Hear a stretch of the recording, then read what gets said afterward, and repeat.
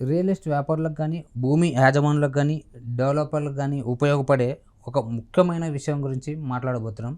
ప్రస్తుతం మనతో పాటు ఉన్నారు సీఏ చార్టర్డ్ అకౌంట్ కృష్ణ గారు ఉన్నారు. ఆయనతో మాట్లాడి మరికొన్ని విషయాలు తెలుసుకుందాం. సార్ నమస్తే సార్. నమస్తే అండి. ఎలా ఉన్నారు? బాగున్నాను సార్. ఇప్పుడు ల్యాండ్కి సంబంధించిన అంటే లైక్ ఓనర్ కావచ్చు, లేదంటే డెవలప్మెంట్ చేసేవాళ్ళు బేసిక్గా ఎవరైతే ల్యాండ్ డెవలపర్స్ ఉంటారో వాళ్ళకు ఒక అగ్రిమెంట్ అంటుంటాయి, జాయింట్ అగ్రిమెంట్ అని. అవును. సో దీని ప్రాసెస్ ఎలా ఉంటుంది సార్ యాక్చువల్లీ?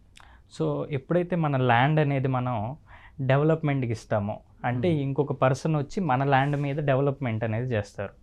ఫర్ ఎగ్జాంపుల్ మనకు ఒక 500 స్క్వేర్ యార్డ్స్ ఆఫ్ ల్యాండ్ ఉందనుకోండి. ఆ స్క్వేర్ యార్డ్స్ ఆఫ్ ల్యాండ్ అనేది మనం అతనికి ఇస్తే డెవలపర్ వచ్చి దాని మీద ఫ్లాట్ అనేది ఆర్ఎల్స్ బిల్డింగ్ అనేది కన్స్ట్రక్షన్ చేస్తారు. ఈ బిల్డింగ్ కన్స్ట్రక్షన్లో ల్యాండ్ ఓనర్కి ఒక 40% అండ్ బిల్డర్ ఎవరైతే డెవలపర్ ఉన్నారో అతనికి ఒక 60% ఆఫ్ ఫ్లాట్స్ అనేవి ప్రపోర్షనేట్గా వాళ్ళు ఒక అగ్రిమెంట్ ప్రకారం ఎంటర్ అవుతారు. ఏదైతే ఇలా అగ్రిమెంట్ ఎంటర్ అవుతున్నారో దాన్నే మనం జాయింట్ డెవలప్మెంట్ అగ్రిమెంట్ అంటాం. అంటే ల్యాండ్ ఓనర్ తన ల్యాండ్ని డెవలప్మెంట్ చేయడానికి అవతల పర్సన్తో ఎంటర్ అయ్యే అగ్రిమెంట్ని మనం జాయింట్ డెవలప్మెంట్ అగ్రిమెంట్ అంటాం.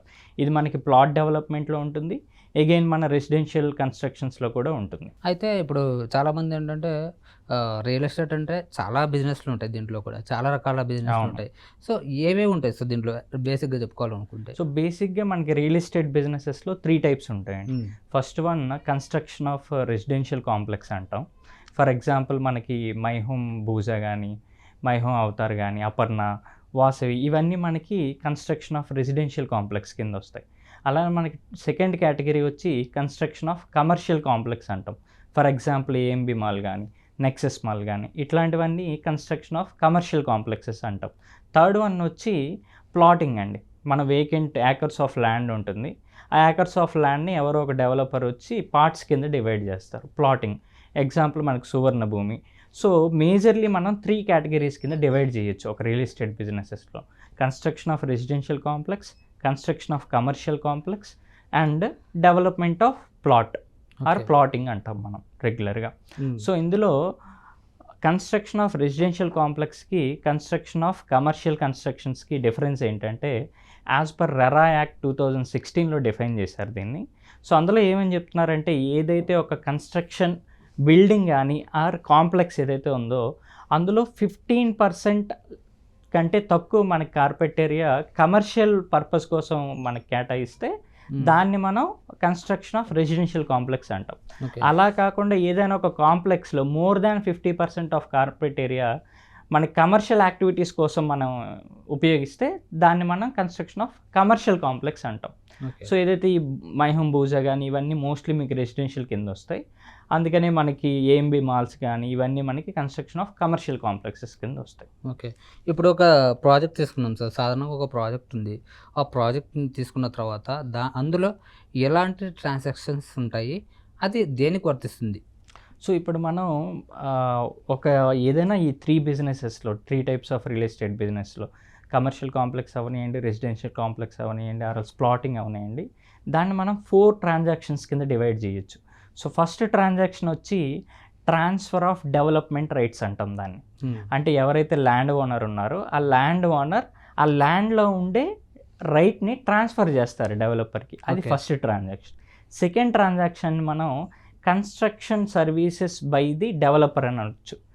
ఏదైతే ఆ ల్యాండ్ మీద డెవలప్మెంట్ యాక్టివిటీస్ జరుగుతాయో అది ఎవరు మనకి ప్రొవైడ్ చేస్తారు? డెవలపర్ ఆర్ బిల్డర్ అనే పర్సన్ ప్రొవైడ్ చేస్తారు. సో ఇది సెకండ్ ట్రాన్సాక్షన్ అండి, construction of any activities on that. Third transaction వచ్చి మనకి సెల్లింగ్ ఆఫ్ ఫ్లాట్స్ కానీ or selling of plots by the developer. So ఎవరైతే డెవలపర్ మీ ల్యాండ్ మీద, ల్యాండ్ ఓనర్ ల్యాండ్ మీద ఏదైతే యాక్టివిటీస్, డెవలప్మెంట్ యాక్టివిటీస్ చేశారో ఎట్ ద ఎండ్ ఆయన ఫ్లాట్స్ కానీ లేదంటే ప్లాట్స్ కానీ సేల్ చేస్తారు ఎండ్ కస్టమర్స్కి. సో అక్కడ సేల్ చేసి డెవలపర్ సేల్ చేస్తారు. అది third type of transaction. Fourth transaction వచ్చి ఎవరైతే ల్యాండ్ ఓనర్ ఉన్నారో ల్యాండ్ ఓనర్కి కూడా మనం డిస్కస్ చేసినట్టుగా జాయింట్ డెవలప్మెంట్ అగ్రిమెంట్లో కొంత పోర్షన్ ఆఫ్ ఫ్లాట్స్ కానీ కొంత పోర్షన్ ఆఫ్ ప్లాట్స్ కానీ ఎలకేట్ అవుతాయి. ఆ ఎలకేట్ అయిన ప్లాట్స్ని కానీ ఫ్లాట్స్ని కానీ మనం ఎండ్ కస్టమర్కి ల్యాండ్ ఓనర్ సేల్ చేస్తారు. అది ఫోర్త్ టైప్ ఆఫ్ ట్రాన్సాక్షన్ అండి.